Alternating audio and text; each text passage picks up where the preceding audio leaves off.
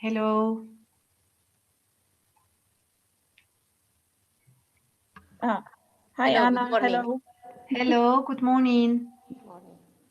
Good morning.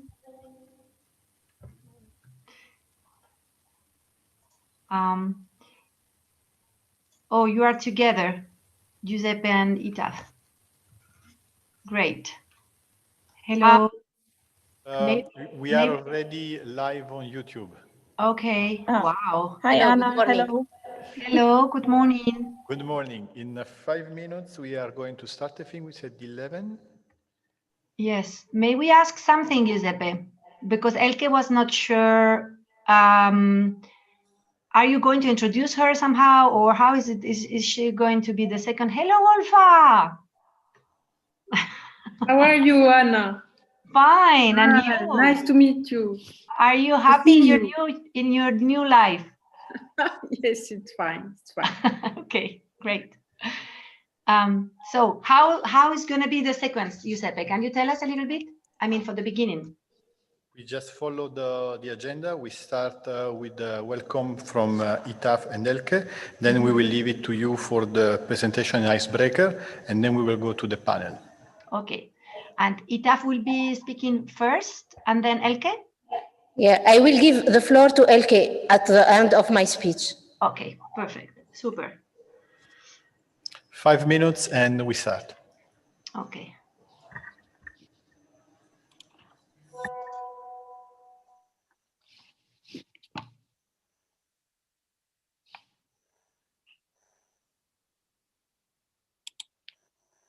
Hello, Itaf and Giuseppe.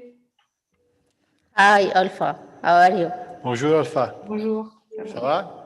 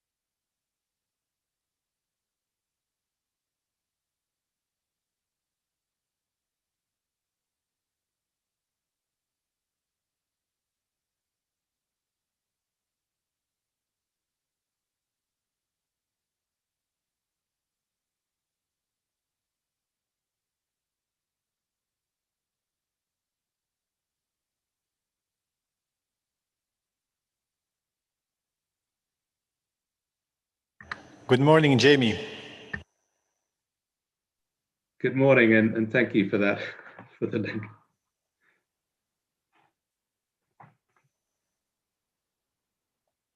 In 3 minutes, we are going to start. Okay, thank you.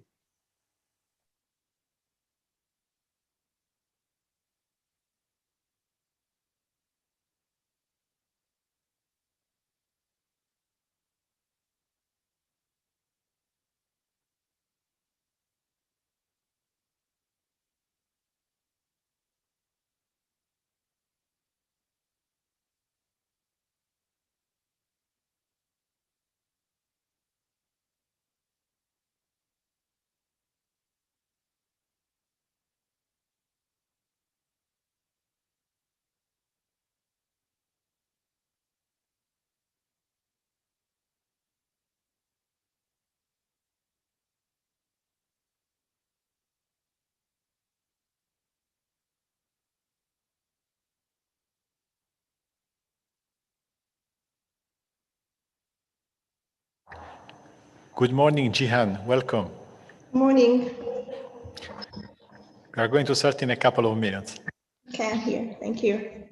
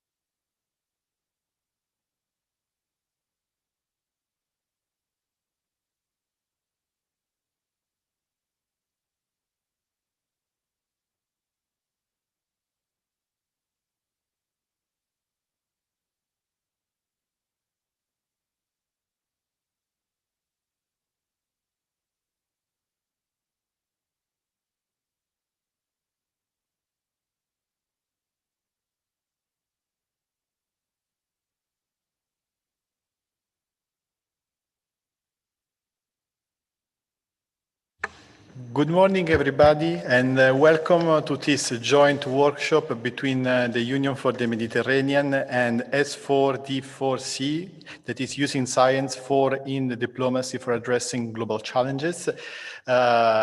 Just before we start, a quick logistical note.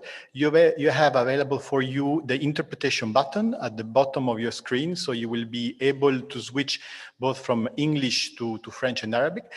And this webinar, this workshop is structured into 2 days. So the first one, which is today, will see an introduction to the topic of science diplomacy and a high-level panel, mostly from international institutions, but not only. And then for the second day, we will have the opportunity of going more into details to the topic of science diplomacy, and you will have the opportunity of going into 3 parallel sessions where you will be able to intervene, to discuss and work on the preparation and the outcome of this meeting. So without further ado, I give the floor to Itaf Ben Abdallah, Senior Advisor for Higher Education and Research at the Union for the Mediterranean. The floor is yours. Merci, Giuseppe. Bonjour, bonjour. Nous sommes heureux d'accueillir aujourd'hui les participants et les intervenants à cet atelier sur la diplomatie scientifique, conjointement organisé par l'Union pour la Méditerranée dans le cadre de sa plateforme régionale de recherche et d'innovation et les partenaires du projet européen S4D4C, un projet visant à promouvoir la science pour la diplomatie et la science dans la diplomatie comme moyen pour faire face aux défis globaux. J'essaierai dans cette petite introduction de répondre à la question suivante. Pourquoi, ici à l'UPM, nous intéressons à la science, à la diplomatie scientifique?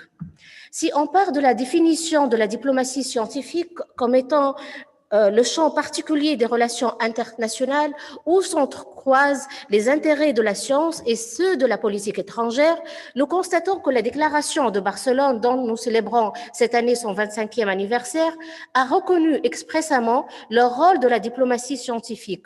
Je stipule, la science et la technologie ont une influence significative sur le développement socio-économique de la région euro-méditerranéenne. D'autre part, la diplomatie scientifique sous-entend la double logique. Elle est collaborative, puisque les pays doivent s'entendre et coopérer, notamment pour affronter les menaces qui pèsent sur la survie de l'humanité, mais également elle est compétitive, lorsqu'elle met en avant la défense et la promotion de l'intérêt national, comme l'illustrent notamment les politiques d'attractivité scientifique. Exercée par les organisations internationales, la diplomatie scientifique devrait, je dis devrait, sortir de cette logique compétitive pour être plutôt animée par l'esprit du partenariat et de la coopération. C'est cette optique qui nous guide au sein de l'Union pour la Méditerranée, où la diplomatie scientifique constitue un exercice quotidien que l'organisation reflète sur le plan de la forme et du fond. Au niveau de son organigramme, l'Union pour la Méditerranée met côte à côte les différents acteurs de la diplomatie scientifique. L'équipe du secrétariat général de l'UPM compte une 60aine de personnes, diplomates, experts, financiers, ainsi que des gestionnaires de projets, issus de plus de 17 pays de la région et des représentants de la Commission européenne et des institutions financières internationales comme la Banque européenne d'investissement et la Caisse de dépôt. Au niveau des attributions également, le secrétariat général de l'UPM travaille sur 6 questions internationales qui requièrent les éclairages de la science. L'expertise, le conseil scientifique sont indispensables aux décideurs publics pour traiter des questions de climat, de recherche scientifique, d'énergie, d'eau et d'environnement.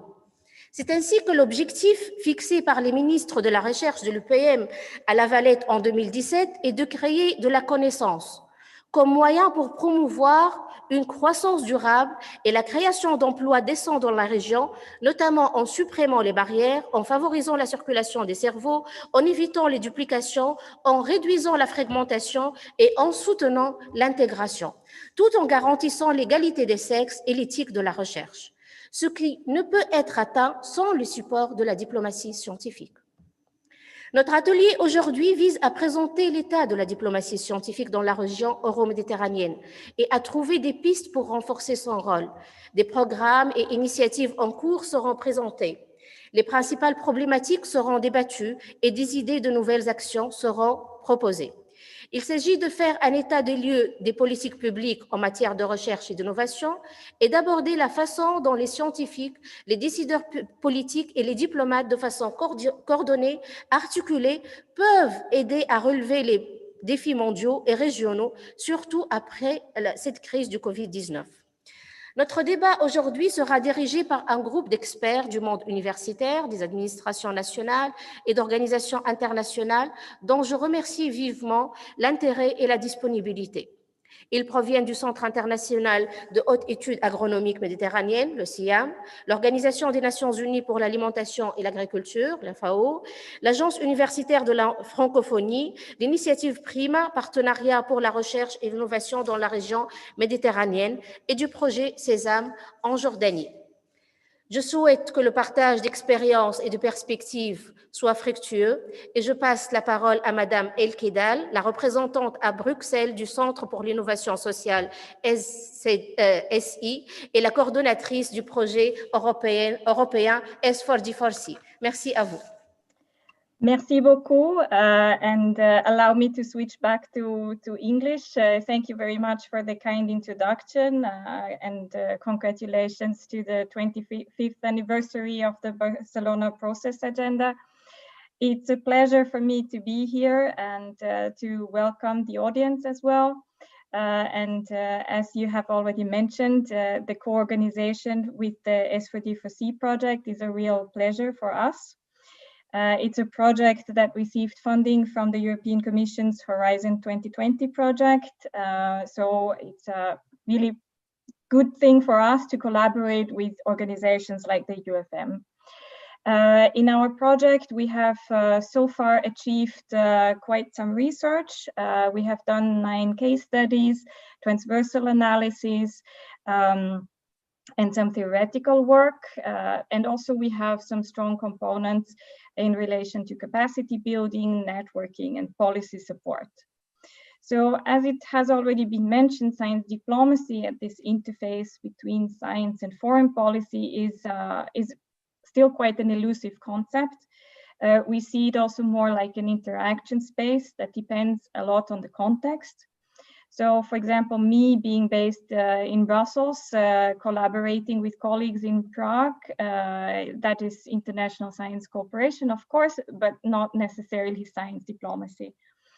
Me collaborating maybe with the same colleagues being based in North Korea, that would probably very well be science diplomacy in a lot of aspects.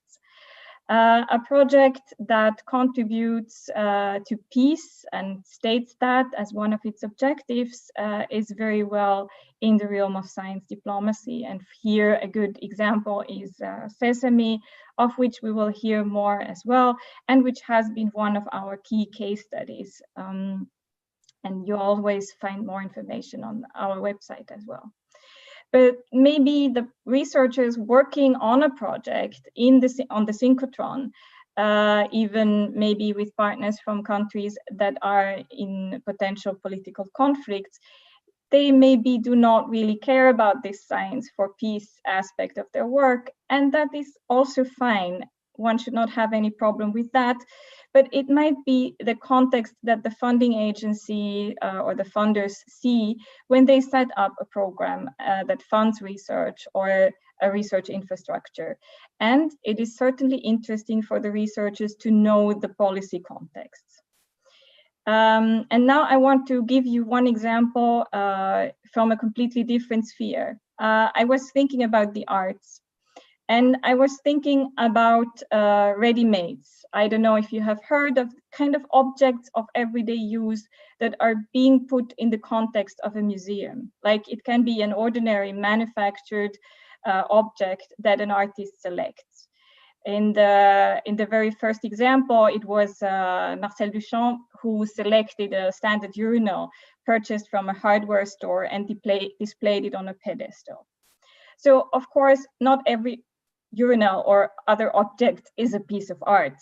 But by putting an object in the context of the museum, by framing it and discussing it in a certain way, by emphasizing certain aspects, Duchamp's fountain was without any doubt a piece of art.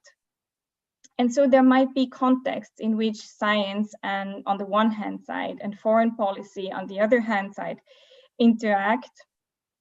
And there could be also other examples that we can think of, like problems with visas for researchers or losing field access. Potentially even researchers might be accused of espionage. In some cases, it might be counterproductive to call an initiative science diplomacy. Different contexts can be imagined. But what we focus on in our project is science diplomacy for addressing global challenges. And I think this has to be underlined in the start of this workshop. This is, in our point of view, the really important one. It's the one that focuses on the collaboration, on the multi-stakeholder approaches, where we want to get scientific results into decision-making processes by cooperating with diplomats and policymakers in a transnational context. Global challenges are really wicked problems that require, first, scientific and technological solutions. Secondly, multilateralism to broker the global policy implementation. And thirdly, a solid interactive space that facilitates the knowledge exchange between those crucial dimensions. And where these interactive spaces exist, it's easier to work together and to make good decisions, as well informed as possible. So we're very pleased to strengthen this approach and this interaction space together with the Union for the Mediterranean and together with the prestigious organizations that accepted the invitations to join this 2 days. Together, we really want to make the argument that science diplomacy can foster the global response to global challenges. And I wish you 2 productive days, and thank you very much for your attention. Thank you very much, Elke. Now I will like to give the floor actually back to you and your team for moving to the icebreaker of the session. So if you are ready. Yes, thank you, Giuseppe. Thank you so much. My name is Ana Elorza. I work for the Spanish Foundation for Science and Technology. My background is a scientific one, but I work since many years with diplomats and science diplomacy field, and we are part of the S4D4C consortium. Let me share my screen to have and play with you a little bit, because what we want here is to know who are you, the audience, to facilitate a little bit also for our speakers to understand who is behind the scenes. As Elke was mentioning, we are a 10-partner community of institutions that are participating in this consortium. Here you have the logos of all of them. We are academics and practitioners, and we have the chance of being working together for 3 years now. So would like to ask you to play with us a little game. We ask you if it's possible to go to the www.menti.com website through your phone or through your computer and enter the code 8470957. So this is what we have to do now. We have already 2 people connected. Thank you so much. We will wait a few minutes till everybody can find the website menti.com and introduce the code 8470957 that you can read over there. It would be great if the technical support can introduce this website and the code in the chat, that everybody can have a look. Come on, already 5 people joining us. Still a long way. We are 61 participants, so please. 5. It's very easy. Just go to the website menti.com and introduce the code. 8 people already. 11. 12. So 1 more minute and we start. You can join the process while we're doing it, so no problem. Let's just wait till 15 and then we start to see a little bit who we are, and for that to facilitate a little bit our speakers to understand. Okay. So I would like you to answer who you are. Are you an undergraduate student? Are you a PhD? Are you a postdoctoral fellow? Or maybe a grant manager? Or policy officer? Or maybe a diplomat? Are you joining us being a science counselor or science attaché? Or, wow, here we have PhD students and postdoctoral senior and policy officers, 2 diplomats, 3, and government civil servant.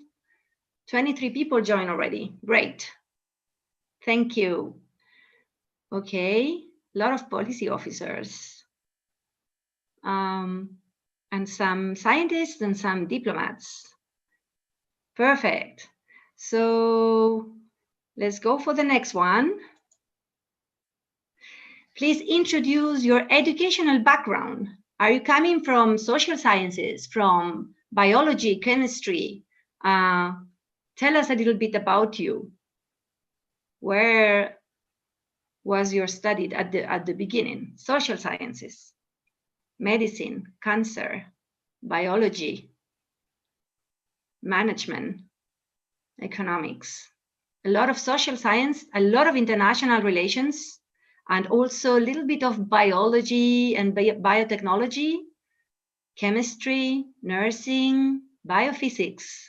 So we have a very nice cloud of different backgrounds and smart people joining here. Great, thank you. So we go for the next one. Which country are you joining us from? This is interesting also to know. Let's see what we have. Turkey, Egypt, Italy, UK, Spain. A lot of Italian people. Croatia, Lebanon. Yes, Bosnia-Herzegovina, Latvia. Perfect. So it's a nice mixture of people coming from different countries. Now, this is a little bit more complicated. From 0 to 5, where you're very much interested, score how much interest do you have for these fields. Scientific research, technology and innovation, science communication, science policy, science diplomacy, national politics, international politics. Okay. 2 persons responded. Here we are. So a lot of interest for scientific research, a lot of interest for science diplomacy and science policy, interest for international politics, and not so much maybe for national politics. Let's see what happened. And of course, yeah, equal interest for scientific research and science policy and science diplomacy. Perfect. Okay, let's go for the next one. How related do you think the following goals would be to science diplomacy? And please score from 0, not at all, to 5, very, very much. And here we have subnational needs, national needs, bilateral needs, regional needs, or global challenges. Okay, here we have a lot of people expressing their alignment with global challenges and regional needs, also bilateral needs with other countries, and not so much in the subnational or national. Okay. I think this is the last one, or almost the last one. In your opinion, what kind of science diplomacy practice is your country using in a successful way, or using, if at all? And here we have posted few examples. bilateral and multilateral ST agreements, bilateral and multilateral funding schemes, participation in international organizations, or in science diplomacy networks that you know they are belonging to, national networks of science attachés and science counselors, or maybe engagement with national networks abroad, like, for example, the case of the scientific diaspora, or maybe you don't know. So we have here 26 people responding already. Perfect. Perfect. Thank you so much. So a lot of participation through international organizations, like the case of UFM. This is nice to see. Okay. And I think this is the last one. Finally, what would be considered while designing a regional science diplomacy approach as key concepts? You might enter 3 different words here that we see a nice cloud. So 3 different words that should be considered while talking about science diplomacy on regional level approach.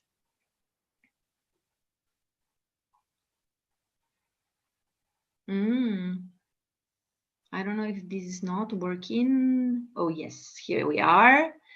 So problem solving and bringing gaps, goals, sharing, context, important, collaboration, common interest, multiculturality, regional approach, and joint needs. Yes, you see, problem solving might be the one taking the biggest space. And also, of course, common interest and collaboration. Thank you. Thank you so much. Very interesting. So now our speakers knows a little bit more about you, so they can be more informed. And thank you so much for playing with us. Thank you so much, Anna. This is certainly different from our usual approach to seminars, and this is why it's been so interesting to see such an interactive way of breaking the ice. So now that we are warmed up, I would like to go to the high-level virtual panel on science and innovation diplomacy in the Mediterranean. We had the opportunity of framing more specifically what science diplomacy is in our region, the Mediterranean region, the UFM region, which means the region that embraces our 42 countries coming from all the European Union and the Southern and Eastern Mediterranean. It is a very broad region, but in which there are many initiatives connected to science diplomacy which are ongoing, even though sometimes may be known with other terminology or with other terms. We are very lucky because we have some very high-level representatives coming from different kind of experiences, yet they are all complementary in a way. So in this panel, we have representatives coming from international institutions and concrete research initiatives which operate in our shared base, in our joint sea, which are going to share with us their views on what it means translating science diplomacy into their everyday work and of their organizations. First of all, we are going to start with a video message from His Excellency Plácido Plaza, the Secretary General of the CIAM, the International Institution of Agronomy in the Mediterranean, which is an institution that since day one has been promoting a common scientific understanding in the Mediterranean by training generations of scientists and officers. So if the video can start. Ladies and gentlemen, first of all, I would like to thank the UFM Regional Platform on Research and Innovation and the Horizon 2020 project using science diplomacy for addressing global challenges for organizing this conference on science diplomacy at a time when we are going through unprecedented crisis to which resolution, diplomacy on the one hand and science on the other are contributing. Indeed, multilateral dialogue and scientific cooperation are fundamental to get us out of this COVID-19 health crisis, but also to prevent and manage other crises and insecurities that could arise in the Mediterranean region. What is science diplomacy for SIAM, if not a raison d'être? SIAM was created to provide additional scientific, economic, and social education to the professionals and officials that undertake the responsibility of framing and conducting the rural and agricultural development of the Mediterranean. It was also created to conduct studies and scientific exchanges on international, regional agricultural development issues. But above all, its main mandate is to contribute to the development of cooperation between these scientists, professionals, officials, and through them between their respective countries' policies. 60 years later, these major objectives remain unchanged as countless scientific and cooperation projects have been identified and implemented. Since its creation, nearly 40,000 people have carried out studies in SIAM institutes. They acquired and shared scientific knowledge, technical skills, they experimented and tested protocols, but most important, they had the opportunity to share common ideas, values, and ambitions with other young professionals of the regions. They are now ambassadors contributing to build our joint regional future. Many years before the Erasmus program, mobility of human capital and knowledge has shaped our strong identity.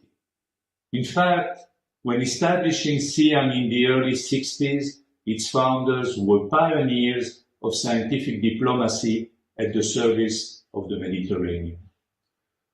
For us, scientific diplomacy and cultural diplomacy are two sides of the same coin that can take different forms.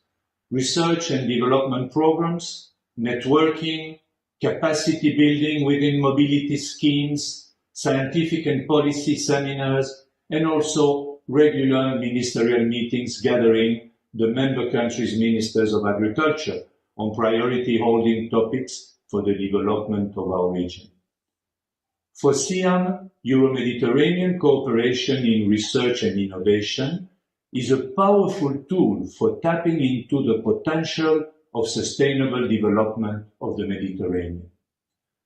By mobilizing knowledge, production to achieve sustainable growth and decent job creation, but also by capitalizing on achieved results and best practices to reduce duplications and fragmentation. This is clearly the ultimate goal of some SIAM's flagship projects, such as our doctoral platform and MedFora, which bring regularly together young researchers and PhDs from the whole Mediterranean. The scientific cooperation we develop addresses issues mainly related to rural and agricultural development, to food security, and to resource management that have led, for example, to the creation of a Mediterranean network on organic agriculture, the MOAN, or to the establishment of a regional platform to exchange and analyze economic and technical information on cereal production, the MEDAMIN network. We have also developed numerous collaborations to contribute to the achievements of the United Nations Sustainable Development Goals for, naturally, our region. By working in food systems adaptation to climate change, in the preservation and management of terrestrial and marine natural resources, and in the sustainable management of soils and waters. So many initiatives that I invite you to consult on our website. The efficiency of our actions and the efficacy of our project is largely due to the involvement of organizations that are present today at this conference. So, may these dynamics continue to be strengthened and to contribute at building up a positive and resilient future for our region, the Mediterranean.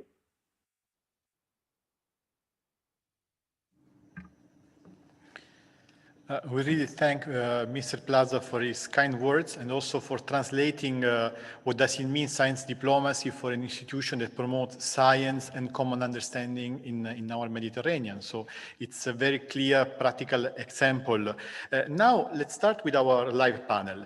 So we are very lucky to have with us Mr. Jamie Morrison, the Director of Food Systems and Food Safety at the Food and Agriculture Organizations of the United Nations.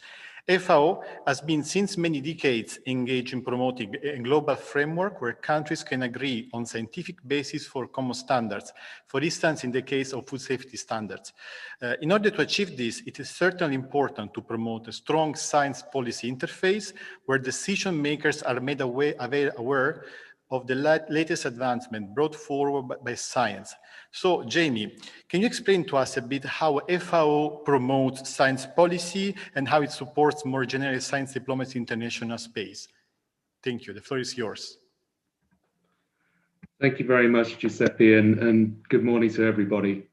Let me frame my answer with reference to the work that FAO has been doing in leading on food system transformation, and latterly in the context of COVID-19. And to do that, I'll share a few slides, if that's okay. I'm presenting them now. What we found is that global commitment for a shift towards more sustainable food systems has increased significantly over recent years, as part of collective efforts to accelerate the achievement of the 2030 Agenda's ambitious targets.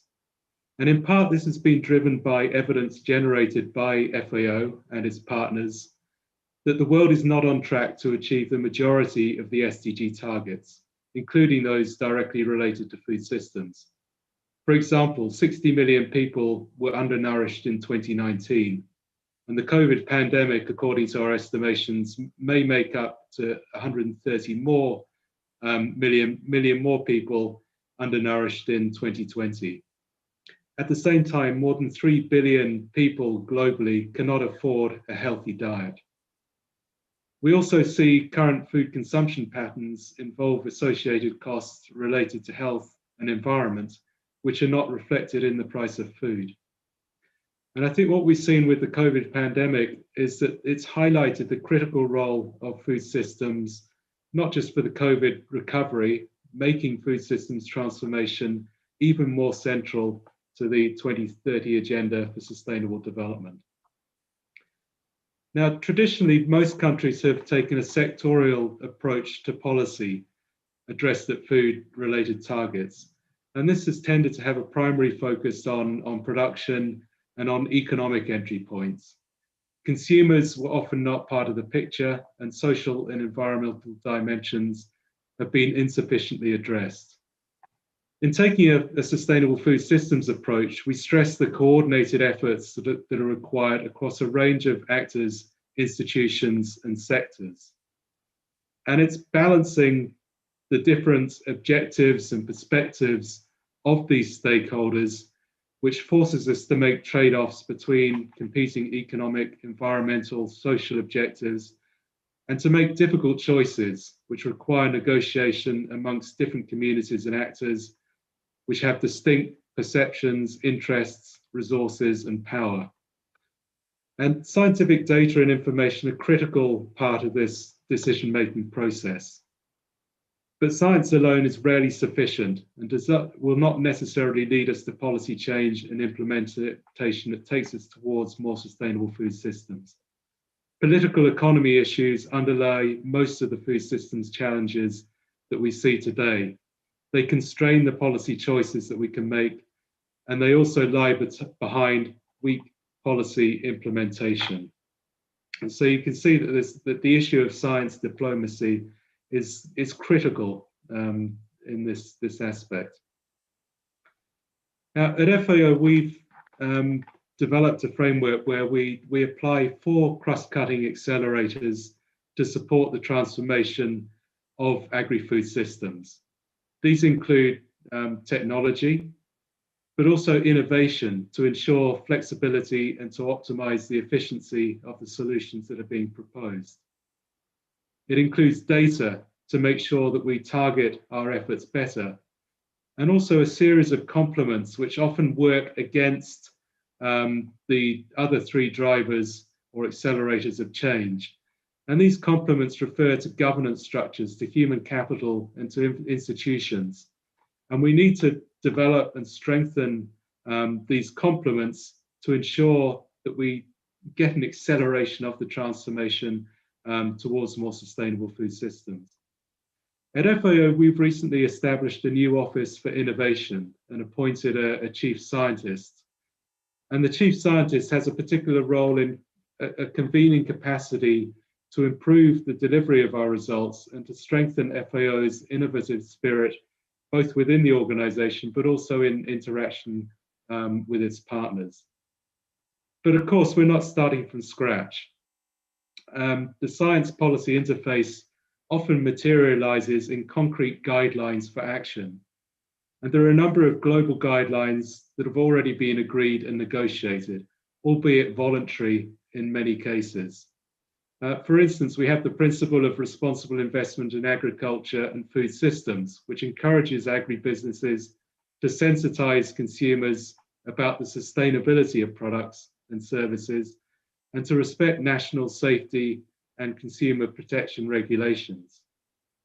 We have the voluntary code of conduct for food loss and waste reduction, which has just been developed and approved by one of our governing body technical committees. This presents actions that national authorities, food supply chain actors, and other relevant stakeholders can take or put in place in order to contribute to food loss and waste reductions. And we also have the work on food safety, which is structured around the strengthening of science-based food safety governance. I want to conclude my initial intervention by referring to two concrete examples as to how we're trying to strengthen the linkages between science and policy. The first is in our support to the UN Secretary General's Food Systems Summit, which will take place next year as part of the Decade of Action to achieve the Sustainable Development Goals. The summit has put forward 5 objectives, which are articulated through 5 action tracks to ensure that we stimulate the transformation of food systems. And these are listed on the slide. The first one in ensuring access to safe and nutritious food for all, enabling people to be well nourished and healthy, and the progressive realization of the right to food. A second one on shifting to sustainable consumption patterns, not just promoting and creating demand for healthier diets, but also diets which are produced in a sustainable way. A third action track on boosting nature positive production, regenerating and protecting critical ecosystems. A fourth on advancing equitable livelihoods and value distribution to raise incomes and distribute risks amongst food system stakeholders. And finally, and particularly relevant in the context of COVID, a 5th action track on building resilience to vulnerabilities and shock to ensure the continued functionality of our food systems. And each of these action tracks will be underpinned by the work of an independent scientific group, which has been established to consolidate the latest evidence and knowledge to ensure the robustness and breadth and independence of science that underpins the summit and its outcomes. The second example is from the Mediterranean region. The Mediterranean has a key ingredient for successful transformation, and this is the Mediterranean diet, a powerful lever for bridging food consumption and production in a sustainable way. To this effect, we've joined forces with SIAM and the Union for the Mediterranean to develop a regional framework to leverage existing knowledge, experience, and skills of institutions across the Mediterranean. The SFS Med platform is a strategic initiative that will bring together all relevant stakeholders in the Mediterranean to develop and adopt an innovative and science-based framework of actions to support the transformation towards more sustainable food systems. The platform therefore provides a multi-stakeholder arena for policy, science, and technical dialogue on solutions for the Mediterranean region thus promoting strong science policy interface and facilitating science diplomacy, which is supportive of the achievement of these solutions. So thank you very much, Giuseppe, and back to you. Thank you very much, Jamie, especially for giving us this practical example on how can science and science diplomacy contribute in a way to shaping better policy options, which lead to better possibility and better developments, especially in the fields of food systems. And it is especially interesting to see this development of the chief scientist by FAO. It's a concrete example and very in line. So thank you again. We'll have a time for further question later. Now let us move to our next distinguished speaker, which is Olfa Zeribi. Olfa is a professor and actually a director at the Agence Université de la Francophonie pour le West Europe. She has an incredible strong background in promoting research and higher education exchanges between the north and the south of the Mediterranean. I can see Olfa connected. Even if a bit transparent, okay.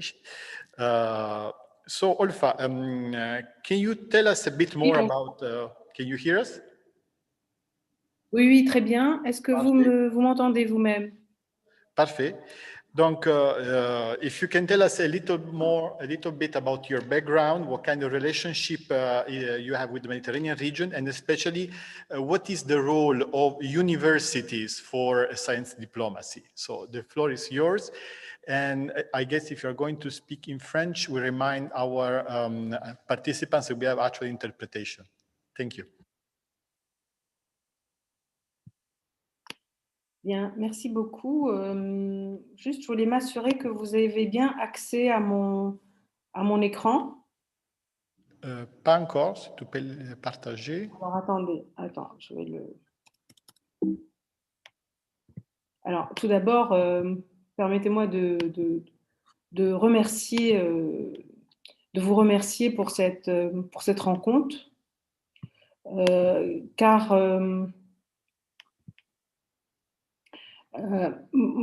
rien ne fait plus plaisir que de se rendre compte. Est-ce que vous voyez là? Oui. Ah, c'est très bien, super. Rien ne fait plus plaisir qu'un événement, enfin que lorsque on a imaginé et puis on a été attentif à l'intérêt de ce type de thématique et qu'il y ait une volonté et un intérêt croissant sur cette thématique de la diplomatie scientifique et pour l'UPM, rien ne fait plus plaisir que de pouvoir voir cela concrètement et surtout d'y contribuer. Et d'y contribuer par de la réflexion. Alors, je vais peut-être être dans une logique plus peut-être universitaire avec mon background, c'est de dire voilà comment l'universitaire perçoit la question de la diplomatie scientifique et en particulier aussi à l'agence universitaire francophone, tout en tenant compte des expériences antérieures. De fait, j'aimerais reposer le cadre et de dire pourquoi est-ce que la diplomatie scientifique nous intéresse en tant qu'agence universitaire, parce qu'il est question des lieux, à l'université sont des lieux de production de connaissances, de production d'expertise scientifique, mais aussi de formation à la science. Donc nous sommes, par définition, les universités sont des lieux importants où la question la question scientifique, est-ce que vous arrivez à m'entendre? Tout va bien? Oui, on vous entend bien. Voilà, et je voulais par là, à partir de là, reposer le cadre de l'agence universitaire francophone et d'expliquer que nous sommes aussi de toute façon présents en tant qu'organisation transnationale et pratiquement le premier réseau universitaire dans le monde compte tenu de notre présence. Et j'aimerais montrer justement l'envergure de cette présence. Et si l'on regarde la carte avec ces 10 implantations, on se rend compte, lorsqu'on regarde la Méditerranée et la mer Méditerranée, nous sommes entre le nord et le sud, nous sommes à près de 70% de la concentration de la production de connaissances, en tout cas dans notre réseau, entre l'Afrique, l'Europe et l'Afrique. nous sommes pratiquement près de, même plus, voire presque 80% de cette concentration de présence. Si je prends l'Europe orientale, centrale et orientale avec l'Europe de l'Ouest, que je représente ici aujourd'hui, plus toutes les représentations, les 5 représentations qui sont en Afrique. Donc voilà, ça c'était pour dire, voici un peu la position, l'importance de l'envergure et de la position dans cette logique. Bien, très rapidement, notre mission, évidemment, et ça rejoint la question de la diplomatie scientifique, est de dire comment pourrons-nous agir dans un environnement qui respecte à la fois les diversités culturelles dans lesquelles nous nous inscrivons, mais aussi le multilinguisme, mais en même temps valoriser cette diversité et valoriser cela. Et tous nos développements de recherche, enfin nos développements nos développements et pour générer de l'impact sur la question de cette production de savoir, de connaissances, c'est justement orienté sur cela. Alors, peut-être que je vais peut-être aborder la question sous le prisme de l'universitaire, tout d'abord. Dès que la question de la diplomatie scientifique est évoquée, c'est tout de suite la question de la mise sous tension ou l'articulation, ou comment faire collaborer le savoir avec le pouvoir. Et donc de reconsidérer qu'il y a des pratiques qui ont souvent été cloisonnées dans nos systèmes, dans nos départements, et souvent en silo, où les uns ne communiqueraient pas nécessairement ou facilement, avec facilité avec les autres, parce qu'ils ne parlent pas le même langage, ou parce qu'ils ne mettent pas en commun des savoirs qu'ils pourraient utiliser d'une façon interréciproque. Or, aujourd'hui, il est devenu fréquent de considérer qu'il faut mettre en place ces plateformes de dialogue, de concertation. Et je pense que l'UPM ici peut jouer un rôle important pour croiser justement cette intelligence des métiers et des savoir-faire, et que l'UPM est peut-être une plateforme et un vecteur de dialogue avec d'autres parties prenantes. Et là, permettez-moi de repenser à un exercice qui avait été fait au Maghreb, en Tunisie, dans un poste que j'occupais antérieurement, où justement la discussion et la plateforme de concertation avaient été mise en place avec le ministère des Affaires étrangères pour discuter la question de l'accès à l'espace européen de la recherche et de l'innovation, et en mettant en place ensemble une feuille de route. Donc, l'expérience avérée de croiser des métiers peut jouer un rôle important pour de la coopération qui mettrait en place une réelle coopération, une réelle structure, une volonté en tout cas de mettre ensemble des décideurs politiques, des diplomates et des scientifiques. Ce que la diplomatie scientifique induit et ce que l'on a constaté au niveau de l'AUF, en tout cas l'Agence universitaire de la francophonie, est que c'est une façon, une manière de soutenir de la recherche pour qu'elle puisse se structurer hors de ses frontières traditionnelles, hors de ses frontières. Je le dis souvent, le changement climatique n'a pas de barrière, n'a pas de frontières. Un certain nombre de thématiques n'ont pas de barrière au sens des frontières traditionnelles. Donc, l'intérêt est de structurer, de mettre en place des mécanismes, et ces soutiens, cette diplomatie scientifique peut aider, accompagner les pays à se structurer à l'international et à s'insérer avec succès dans la compétition entre pays qui seraient producteurs de connaissances. Elle permettrait également de rehausser la notoriété scientifique et de valoriser le potentiel scientifique de son système national de recherche et d'innovation. Et c'est cela que nous sommes appelés c'est de cette façon-là que nous sommes appelés à contribuer et dans les systèmes nationaux et accompagner, à faciliter en tout cas cette structuration. Jouer également un rôle dans l'établissement de partenariats d'excellence. Ce qui m'a été, ce que j'ai souvent constaté, c'est que ce rôle de diplomatie scientifique permettrait de remettre un certain équilibre et de remettre sur la place une intelligence, sur cet espace de réflexion collective, une intelligence collective dans laquelle on ne serait pas que des consommateurs d'innovation ou de recherche, mais également des producteurs conjoints de cette connaissance. Et en fait, in fine, c'est d'une certaine façon de replacer la finalité, les enjeux véritables des processus de coopération sur en mettant de la gouvernance transnationale pour relever des défis de société qui nous concernent. Et l'exemple du Covid ou les ODD, les changements climatiques, les phénomènes migratoires, je donne un exemple, je pense souvent aux phénomènes migratoires, c'est de ne pas considérer que les phénomènes migratoires seraient uniquement traités sous le prisme de la sécurité ou de la cybersécurité, mais sous d'autres prismes impliquant les sciences humaines et sociales, impliquant d'autres ancrages disciplinaires pour lesquels la connaissance et l'expertise scientifique pourraient être utiles aux décideurs et aux politiques publiques. Donc cela permettrait de replacer et de remettre la science et les universités au cœur des débats et au service de ces politiques publiques, pour influencer, pour faire du plaidoyer, pour davantage contribuer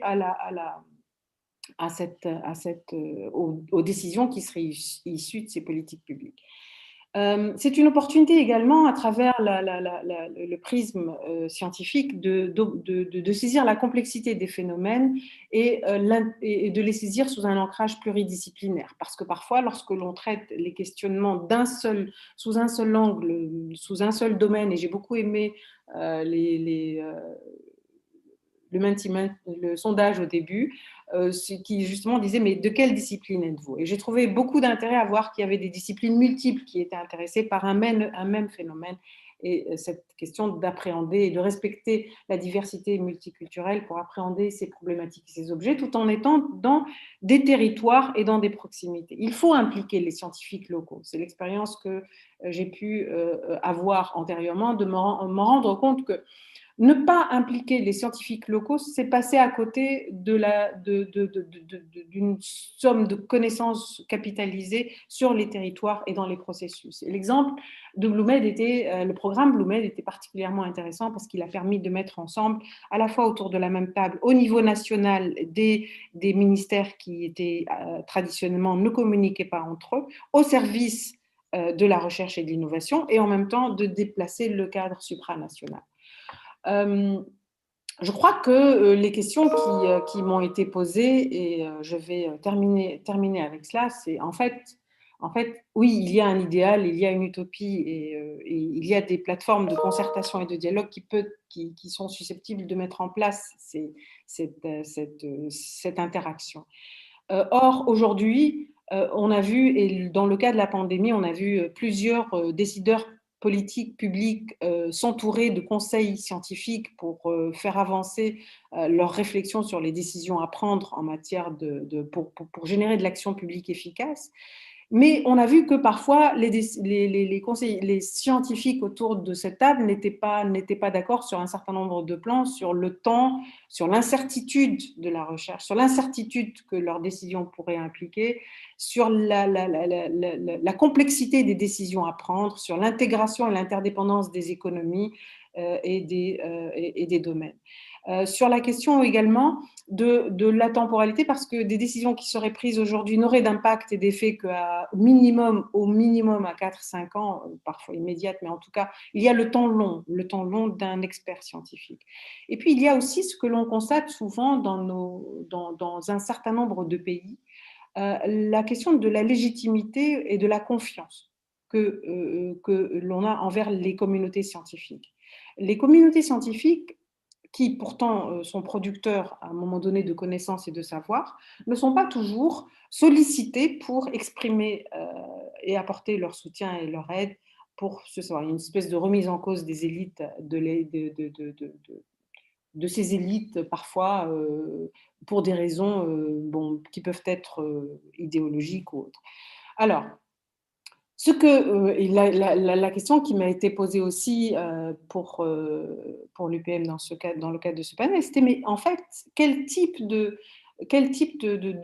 quel type de politique, qu'est-ce que nous pourrions mettre en place? Bien évidemment, moi je vais parler en tant qu'agence universitaire de la francophonie, et je dirais sensibiliser, former, et être des lieux, et revenir vers des lieux de production de savoir, revenir vers des lieux de production de connaissances et coopérer, collaborer avec eux, et former les décideurs publics à interagir avec les scientifiques et à communiquer avec ces scientifiques.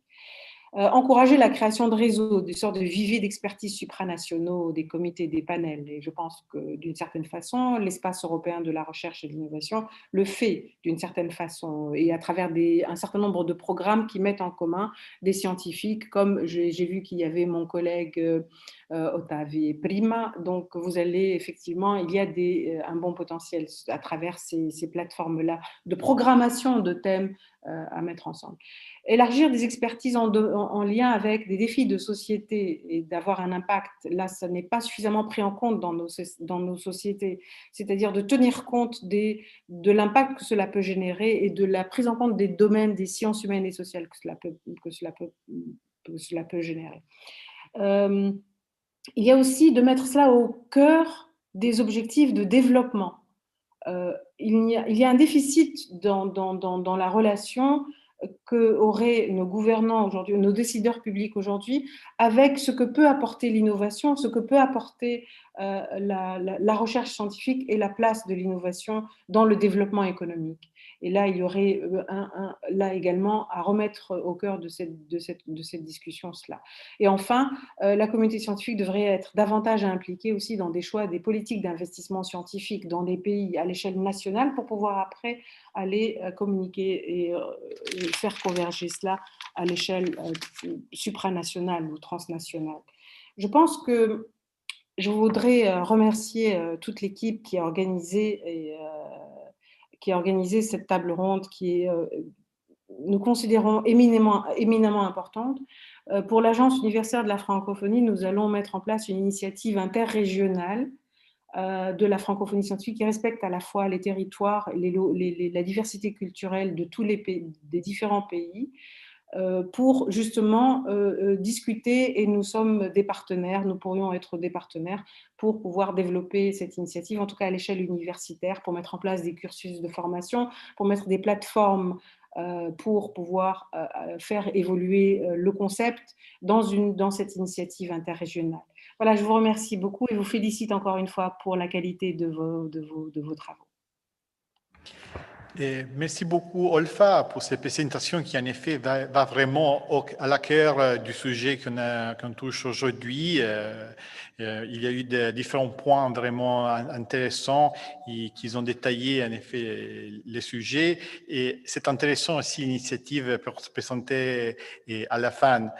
Je prends note aussi avec intérêt que les défis sociétaux mentionnés sont en effet suivis par la plateforme régionale de recherche et innovation de l'Union pour la Méditerranée, surtout pour ce qui concerne les changements climatiques, mais aussi l'initiative BlueMed. Donc, merci beaucoup pour ces points. Et on aurait l'opportunité de faire des questions de suivi après les premières tours de table. And now, let's switch, let's go from the Francophonie. We are going now to a physically and not only physically close neighbor of the Union for the Mediterranean. We have the pleasure of having here with us Octavi Quintana, who is the director, of course, of the Prima Foundation, that is not only close to our office here in Barcelona, but also a very close and long-term partner since many years. So Prima is, of course, a 10-year research initiative bringing on the table more than 500 million euros promoting research and innovation on agriculture, water, and addressing climate change in the Mediterranean region by promoting scientific exchanges between the North and the South. Octavi himself has an impressive curriculum in supporting science cooperation. So I would like to ask you, how would you define science diplomacy through your experience, and also what kind of regional challenges does the Mediterranean face, and how would you promote, especially in achieving the UN agenda, who are the sustainable development goals? So Octavi, the floor is yours. Thank you very much. Good morning to you all. And it's a pleasure for me to be here today.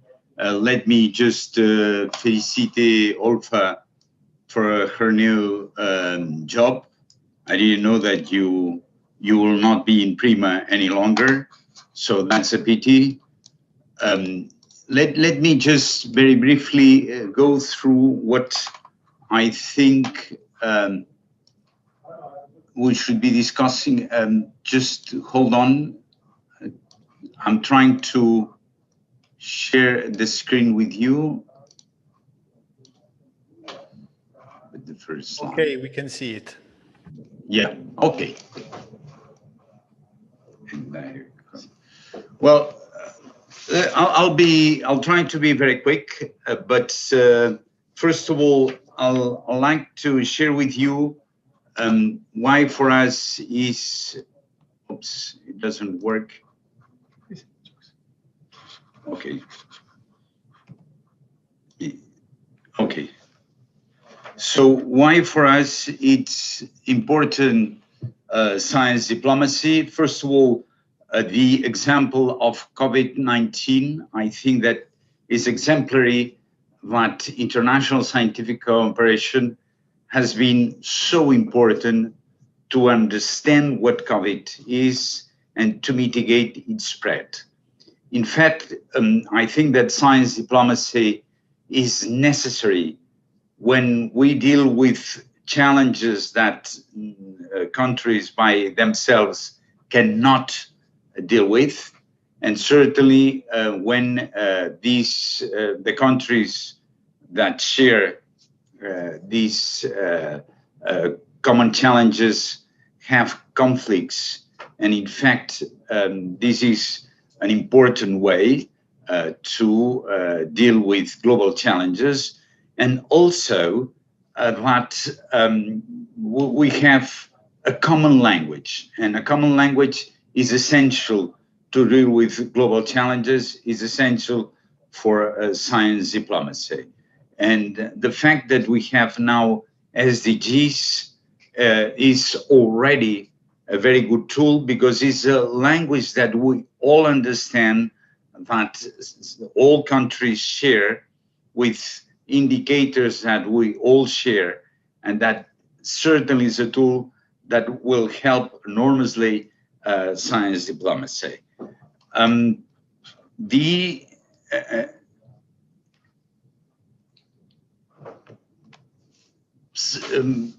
Let me say something that I think should be for everyone very clear, that there are some public goods that belong to no one and belong to everyone. And I'd like to mention here that science is one of these public goods, health is another public good, and certainly environment is another public good. And I think that this also is a major driver for science diplomacy, the fact that we have an agreement of what public goods are, and that belong to no one and to everyone at the same time. I think that this is an essential feature of what science diplomacy can help to. And just since our business, I mean, Prima business is mainly about science, and we are talking here about science diplomacy, what I'd like to underline is that scientists' contribution to society is not just about creating knowledge, which is an essential task, or the essential task they are doing, but also creating relationships among scientists and trust. And in fact, I think that the relationships between scientists, funding agencies, beneficiaries should be based on trust and not so much on bureaucracy. But that's another discussion. And finally, should help to decrease political tensions. So I think that the fact that we understand scientists as not only creating knowledge, but creating relationships, trust, and decreasing political tensions is essential in our concept of science diplomacy. Having said this small introduction, let me tackle some challenges that Prima tries to deal with. Of course, it would be too ambitious to think that PRIMA can solve any of these challenges, but certainly we want to contribute, or the goal of PRIMA is to contribute to tackle these challenges. And certainly climate change in the Mediterranean is very, very important, because it's clearly one of the regions where the impact will be higher. Population growth is still a region in which the population grows very fast, and there has not been a demographic transition in many countries around the region. And this means that food security, I mean, the data of Jamie are quite clear, but let me tell you that in the region, that is in the Mediterranean, which used to be an export region for agriculture, now is importing more than 50% of the food. Water scarcity in the region is clear. That's under water stress for most countries around the Mediterranean are under water stress, from Jordan to maybe France, which is the least affected, but still all of them are under water stress. And to secure food security and to secure the well-being of the producers, the retailers, and of course of the consumers, we need to change the agricultural practices.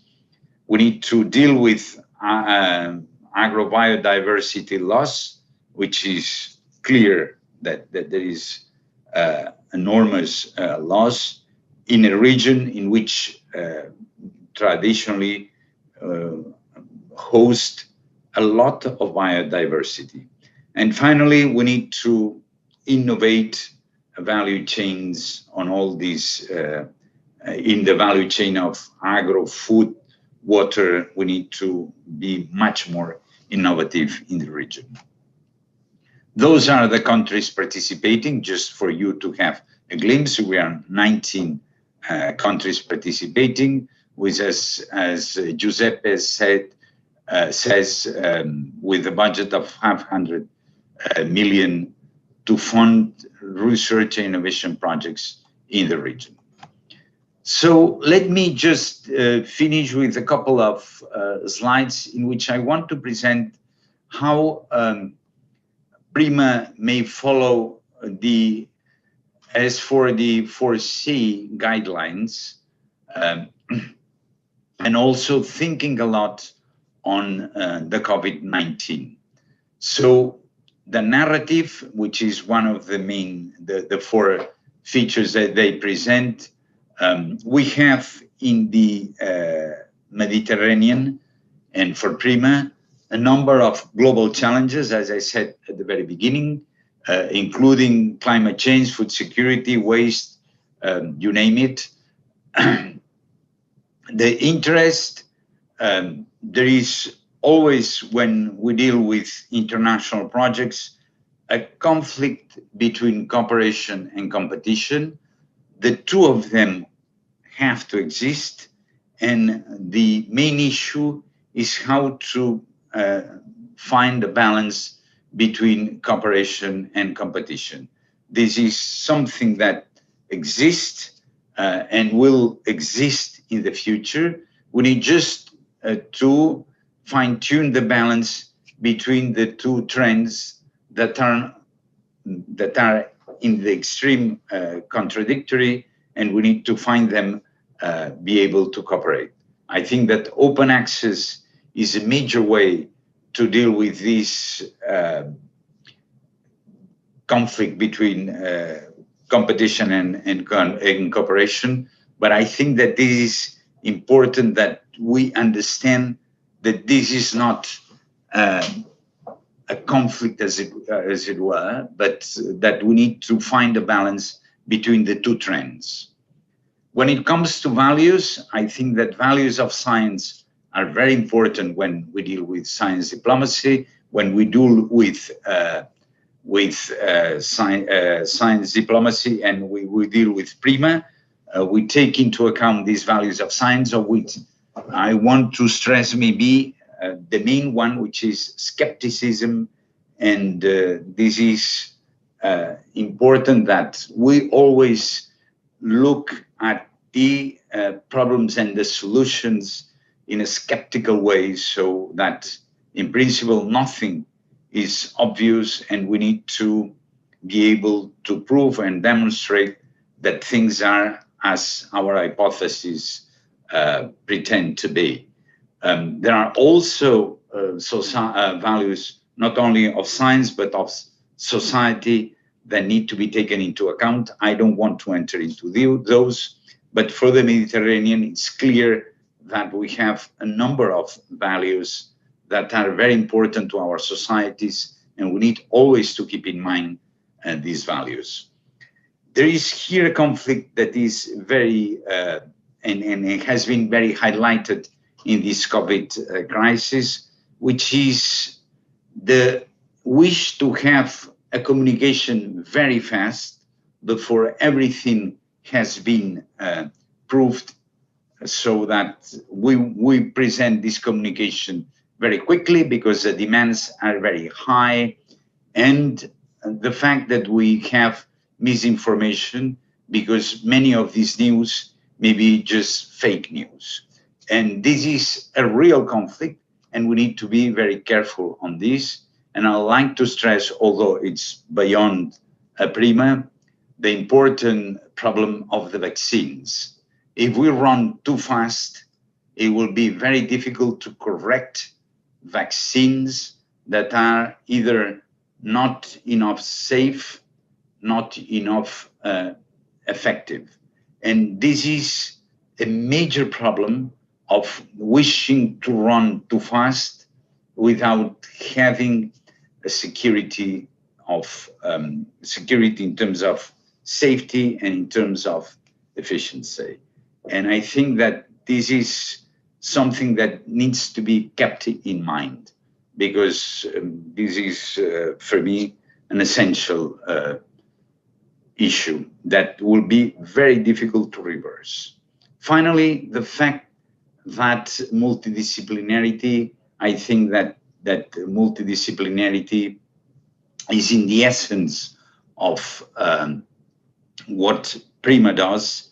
What we want is that all of our projects, not only we have partners from the north and the south, but also that we have certainly a combination of natural sciences and social sciences.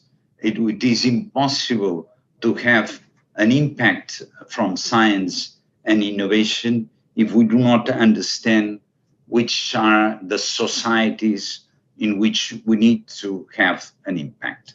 And it is essential that in social sciences are embedded in all research and innovation projects. I'll finish with some lessons learned from COVID-19, at least for us, for PRIMA. First of all, the online cooperation, which has been major. In fact, now we couldn't think of having remote evaluation 1 year ago, and now we do all the evaluation of all the projects remotely, and it works. And it works, and it saves a lot of time for many people. The second thing is a problem that not only relates to PRIMA, but relates also to all these crises. And we've seen the conflict of scientists on one side and decision makers on the other. It is very difficult to translate the scientific outcomes in terms that are intelligible for understandable for decision makers. And we need to work a lot on this dialogue, which is, or on this message that is not easy at all. It is very difficult, and scientists need to work on this to be able to convey messages for decision makers and for society. And we've seen in this crisis that this is not easy at all. But also, decision makers need to understand that science has not only one view, but has different views. And the truth is not just one single truth that appears in a frame and everybody accepts, but there are different views. And this is, for decision makers, difficult to understand. But this is how science operates. And I mean, I may speak about this for ages, but I'd like at least to present this conflict. Finally, this whole crisis deals about changing lifestyles. The whole crisis of COVID means changes lifestyles. And this is also lifestyles that we need to change on all the Mediterranean region for the Prima businesses, for the Prima projects. It deals with changing lifestyles. And this is very difficult to change lifestyles. And we need a lot of research and a lot of innovation to change lifestyles. This is an essential challenge that we have, and we need to understand that a lot of what we need to do, if we want to deal with climate change, if we want to deal with COVID, if we want to deal with water stress, if we want to deal with the epidemic of undernutrition and malnutrition in terms of overweight and obesity, which is very important in the Mediterranean, we need to change lifestyles. And it is where most of the research should be in. Thank you very much for your attention. I finish here. Thanks. Thank you, Octavi. This is definitely a lot of good food for thought, not only because you brought the specific case of Prima. Prima is, of course, one of the most advanced initiative in policy for science cooperation in the Mediterranean, of course, but also because you brought many points which I think relate to what science diplomacy should be and what are some barriers. I mean, for instance, you are mentioning very interesting the existence of Med values, Mediterranean values, which I think that we can all agree that we share.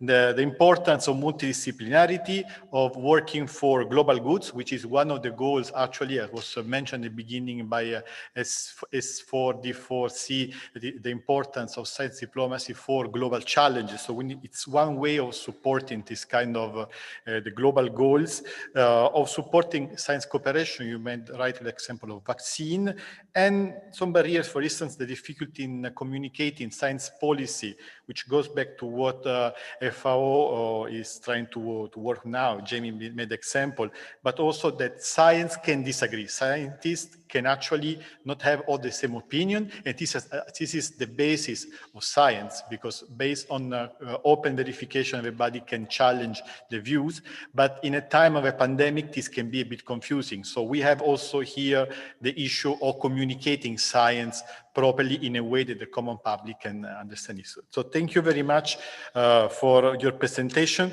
Of course, now last but not least, we have a great representative from the scientific community. We have Jihan Kamel, who is the infrared beamline scientist from the Sesame Accelerator, which is an accelerator based in Jordan. She's a wonderful example of how scientists can enrich different countries and contribute to the establishment of a Mediterranean community based on science, common understanding, and fruitful cooperation. So I would like to ask you a bit to describe how do you see science diplomacy actions, for instance, the establishment of a large research infrastructure in regions such as in the South and Eastern Mediterranean. So the floor is yours. Thank you so much, Giuseppe. And I'm really happy to be a part of this panel today and celebrating this 25th anniversary, so happy anniversary. And just for the knowledge of the attendees, I'm not a diplomat and I don't call myself even a science a diplomat, I'm just a scientist. So I'm going to share with you today my experience at Sesame since 2005, seeing Sesame from different perspectives, actually, as a user coming just to see what's going on, then representing my country, Egypt, then eventually being a part of the Sesame staff. So I'll try to share my screen and show you some information about this place.